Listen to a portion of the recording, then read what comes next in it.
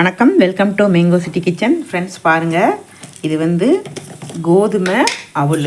நான் புதுசாக தான் இப்போ வாங்கிட்டு வந்தேன். அதை உங்கள்கிட்ட காமிக்கிறேன். தெரியாதவங்களுக்கு உங்களுக்கு யூஸ்ஃபுல்லாக இருக்கும்னு மங்களில் தான் வாங்கிட்டு வந்தேன். இது வந்து கோதுமை அவல். இது சாப்பிட்டு பார்க்கும்பொழுது மைல்டான ஒரு இனிப்பாக இருக்குது. இப்படியே எடுத்து சாப்பிடலாம் போல இருக்குது. அவங்க வந்து கொதிக்கிற பால் அப்படியே போட்டு சாப்பிட சொன்னாங்க. நான் எப்படி செஞ்சுருக்கேன் நான் இன்றைக்கி காமிக்கிறேன் உங்களுக்கு. இதோடைய விலை வந்து 1 kg வந்து 150 rupees. நான் 1/2 kg வாங்கிட்டு வந்தேன். சும்மாவே எடுத்து சாப்பிட்லாம், அவ்வளோ ஒரு டேஸ்ட்டாக இருக்குது.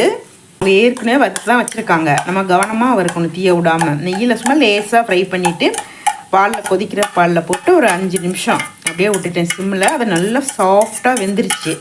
இப்படி செய்கிறனாலும் செய்யலாம். அவங்க எப்படி சொன்னாங்கன்னா பாலில் அப்படியே போட்டு சாப்பிட்லாம். அது வந்து நல்லா க்ரன்ச்சியாக இருக்குது.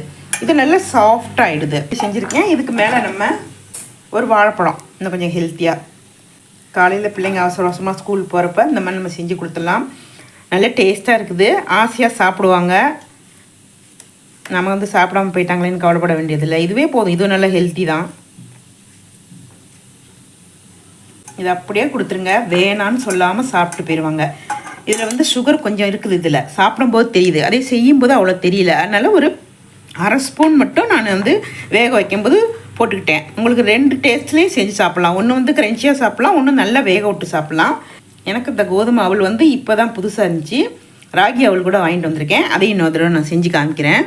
ரொம்ப அருமையாக இருக்குது, டேஸ்ட்டாக இருக்குது. பிள்ளைங்க சாப்பிட்ற அளவுக்கு இருக்குது. வாழைப்பழத்தோடு சாப்பிடும்போது செம்ம டேஸ்ட்டாக இருக்குது. சூப்பராக இருக்குது. ட்ரை பண்ணி பாருங்கள்.